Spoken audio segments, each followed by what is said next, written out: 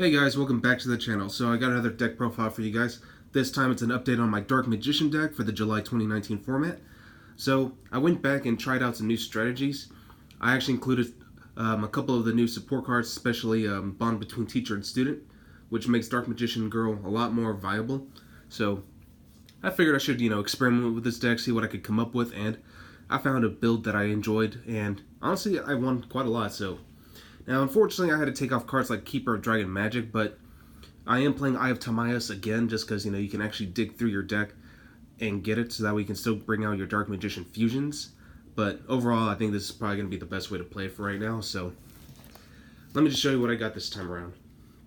Of course, starting off, I'm going to be playing 3 copies of Dark Magician and the 1 copy of Dark Magician Girl. Like I said, she's pretty viable in this option, so definitely a good build. I definitely recommend playing at least just one.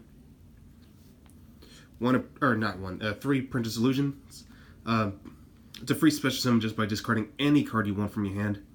And also she searches out your Dark Magician, and she's basically an honest for Dark Magician, so a Princess Illusion Magician is definitely needed. Next we got our best opener, 3 Magician's Rod. Just because, he searches out all your Dark Magician related spells and traps, and he has self-recursion, so Magician's Rod definitely useful. And not many people are running this anymore, but I'm still running at least just one because he counts as Dark Magician. 1 Magician of Dark Illusion, plus he's also a free summon if you activate a spell, or a quick play spell, or a trap card during your opponent's turn. So Magician of Dark Illusion definitely needed. So I think you still need to at least run 1 copy of this. Alright, moving on to hand traps already. I'm only running 3. Going to be playing 3 copies of Ash. That's standard, Ash is definitely always going to be like the best hand trap. And now we're moving on to spells. Alright, so starting off with the spells. 3 Dark Magical Circle. Basically pot of duality for Dark Magicians.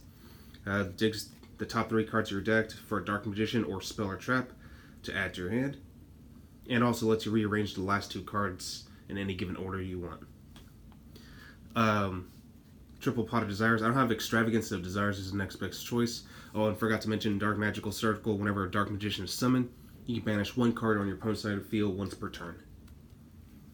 I'm playing 2 Called by the Grave, figuring you definitely need to be able to defend yourself against hand traps, so Called by the Grave definitely helpful. 2 Super Poly. I got plenty of targets for that. And even without Keeper Dragon Magic, if you open up with this and if you're up against a Guard Dragon deck, just use Dark Magician with one of your opponent's Dragon-type monsters like Saryuja or something, and you can still get the Dark Magician fusion out pretty effectively. So Super Poly, definitely a great option. For 1-ups, got the 1 Eye of Timaeus. 1 Bond between teacher and student. Like I said, helps you bring out your Dark Magician Girl out faster. Also lets you set any of the following cards listed in the card, and we'll get to those in just a moment. 1 Dark Magic Inheritance.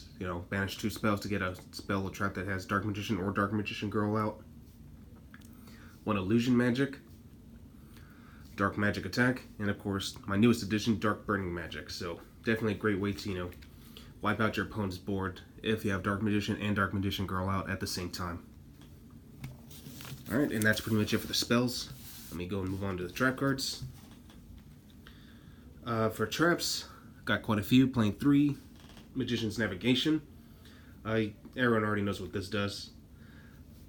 2 Eternal Soul, just because, it is fairly risky to play it at 3. If 1 gets popped, you lose all your monsters.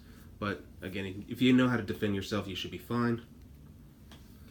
2 Solemn Strike, since I'm playing more of a stun-based strategy, just a stun-based control, rather. I figured Solemn Strike was a good option, as well as Solemn Warning.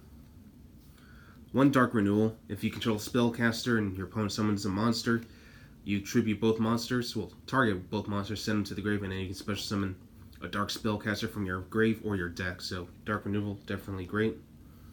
And then lastly, 1 Skill Drain. Well, that's pretty much it for the main deck, so that's 40 cards, so let's go ahead and move on to the extra deck. Alright, 1 second here. Alright, so for the extra deck, I'm playing 1 Wee Witch's Apprentice. Every card in my deck is pretty much dark. 1 Security Dragon, just requires 2 monsters. Running the Nightmare package, just 2 cards of them. Phoenix and Unicorn, since spell and traps are still pretty important in this format. One Avermax, as y'all know, that's my go-to monster right now, so I mean, come on. It's my favorite monster. Well, at least for Link monsters, that is. So moving on to the XCs, got one Norito. Got plenty of level 6s, so it's not hard to bring this guy out at all. One Ebon Illusion Magician. One Big Eye. One Flare Metal Dragon, you know, want to burn your opponent for anytime he activates an effect. For Eye of Timaeus and Super Poly targets, well, let's just start with the Eye of Timaeus mainly. I got one Dark Paladin, yes, you can bring it out with Eye of Timaeus. One Dark Magician Girl, the Dragon Knight, for free spot removal. Dark Magician, the Dragon Knight, which protects your spells and trap cards. And for the actual Super Poly targets, I got Starving Venom, Mud Dragon of the Swamp, and then one Violet Chimera.